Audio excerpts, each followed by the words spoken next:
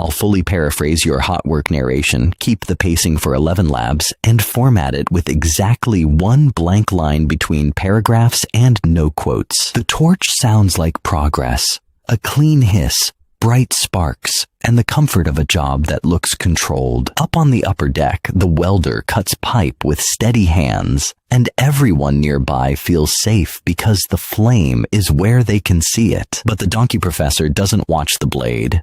He watches the gaps, the open grating, the air currents, the places heat can travel without permission. Sparks fall through the floor like tiny meteors, drifting downward, searching for whatever will agree to burn. Below, near a temporary diesel generator, oil-soaked rags sit forgotten.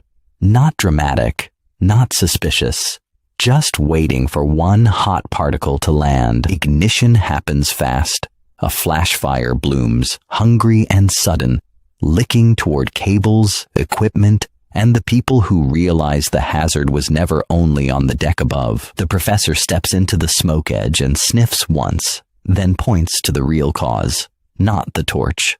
The preparation that never happened. Housekeeping failed, flammables stayed inside the spark radius, and nobody owned the lower deck as part of the hot work area. No fire blankets covered the grating. So the drop zone stayed exposed, and the sparks had a straight path to fuel. The fire watch was present, but not effective. Distracted, positioned wrong, eyes on the wrong level, watching the worker instead of the ignition path. Hazard identification stopped at the welder's boots and never followed the heat down one deck to the exact point where flame could start. Hot work is not cutting metal. It is controlling ignition sources across distance, across levels, across time. Clear or cover flammables within the spark radius, often around 35 feet, and more when wind and layout stretch the reach. Place a dedicated fire watch with line of sight to the real risk zone. Stage extinguishers.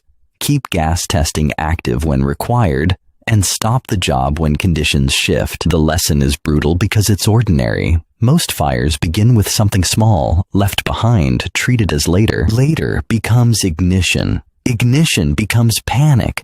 And panic becomes an incident report that writes itself in smoke. Type this in the comments. Safety first. Subscribe to join the few who seek truth. Share this with a warrior who needs